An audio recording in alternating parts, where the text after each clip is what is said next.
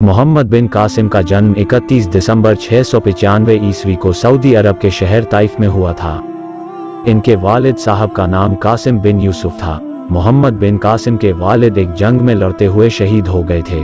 तब मोहम्मद बिन कासिम बहुत छोटे थे, इसीलिए इनकी परवरिश इनके चाचा हुज्जाज बिन यूसुफ ने की। उस वक्त हुज्जाज बिन यूसुफ इराक के गवर्नर थे। 8वीं सदी में खिलाफत बनु उमैया सुपर पावर का दर्जा हासिल कर चुकी थी। इसकी सरहद मौजूदा बलूचिस्तान के इलाके मकरान तक फैली हुई थी। मकरान ही वो इलाका था जहां से सिंध की सरहद शुरू हो जाती थी। 8वीं सदी में सिंध पर राजा दाहिर की हुकूमत थी, लेकिन उम्मी सल्तनत का एक गवर्नर हज्जाज बिन यूसुफ बहुत जालिम इंसान था।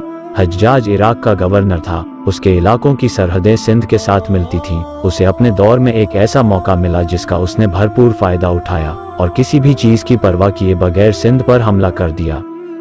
हुआ ऐसा था कि श्रीलंका के राजा ने जहाजों में उम्मी खलीफा के लिए तोहफे भेजे थे। सिंध की बंदरगाह पर दीबल में रहने वाले मेद कौम के डाकुओं ने राजा दाहिर के कहने पर इनको लूट लिया था, यानी राजा दाहिर डाकुओं के साथ मिला हुआ था। जहाज में बैठी औरतों को भी डाकुओं ने कैद कर लिया था। इनमें कबीला बनू उसकी एक औरत ने बेबसी के आलम में उम्मी गवर्नर हज्जाज को पुकारते हुए एक खत लिखा था। कहते हैं ये खत उसने अपने खून से लिखा था, जिसे पढ़कर हज्जाज बिन यूसुफ को बहुत गुस्सा आया था। फिर हज्जाज ने राजा दाहिर को खत लिखकर औरतों को रिहा करने और डाकुओं को सजा देने के लिए कहा, जिस पर राजा दाहिर ने खत के जवाब में लिखा, मुसलमानों को अगवा करने वाले समुंदरी डाकू हैं और वे बहुत ताकतवर हैं, मेरा हुक्म नहीं मानते, लिहाजा मैं कुछ नहीं कर सकता। राजा का ये इनकार सुनकर हज्जाज बिन यूसुफ तिलमिला उठा। उसने दीबल पर चढ़ाई का हुक्म दे दिया। हज्जाज बिन यूसुफ के कहने पर उसके 2 सिपह सालारों उबैदुल्लाह बिन रहबान और बुदैल बिन तहाफा ने दिबल पर हमला कर दिया, लेकिन ये हमला पूरी तरह नाकाम रहा और हज्जाज बिन यूसुफ के ये दोनों सिपह सालार मारे गए।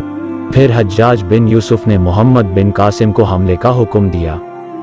मोहम्मद बिन कासिम हज्जाज बिन यूसुफ का दामाद और भतीजा भी था। हज्जाज इस अजीम मुहिम की जिम्मेदारी अपने करीबी और भरोसेमंद शख्स को ही देना चाहता था। यह भी एक वजह थी कि सिंध को फतह करने वाली फौज की कमान मोहम्मद बिन कासिम को सौंपी गई। मोहम्मद बिन कासिम सिंध के बॉर्डर मकरान की तरफ अपनी फौज लेकर रवाना हो गया। 711 ईस्वी के आसपास मोहम्मद बिन कासिम मकरान पहुंच गया। मोहम्मद बिन कासिम ने दीबल जाने से पहले मौजूदा बलूचिस्तान का एक शहर पंचगौर और साथ ही एक और शहर फतह कर लिया। इन दोनों शहरों की फतह और फौज को ताज़ा दम करने में 1 साल और लग गया। 712 ईस्वी में मोहम्मद बिन कासिम दीबल पहुंच गया।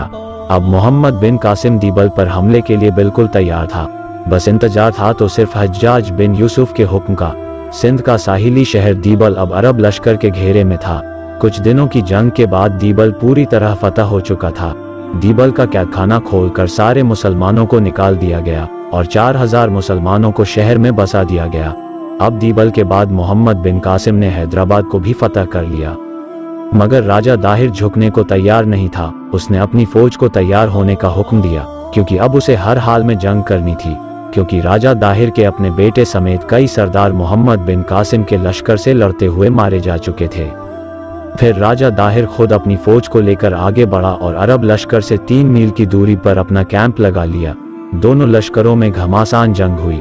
राजा दाहिर मारा गया। राजा दाहिर की मौत के साथ ही अरबों ने यह तारीख की अहम जंग जीत ली। राजा का सर काटकर हज्जाज बिन यूसुफ के पास इराक भेज दिया गया। इसके बाद सिंध पूरी तरह फतह हो चुका था और सिंध के बाद मोहम्मद बिन कासिम ने मुल्तान को भी फतह कर लिया था। सिंध की फतह के बाद मोहम्मद बिन कासिम 4 साल सिंध में रहे। उनका इरादा हिंदुस्तान में मशरिक की जानिब बढ़ने का था। इसी गर्ज से उन्होंने कन्नौज के राजा को पैगाम जंग भी भेज दिया था।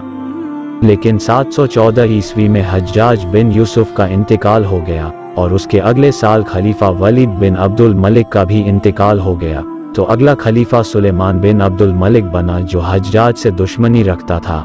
हज्जाज से रंजिश की बुनियाद पर उसके दामाद मोहम्मद बिन कासिम को वापस बुलवा लिया और कैद खाने में डलवा दिया और उसे इतनी अजियतें दी जिससे उसका इंतकाल हो गया और यूं ये 19 साल का बहादुर नौजवान इस फानी दुनिया को अलविदा कह गया।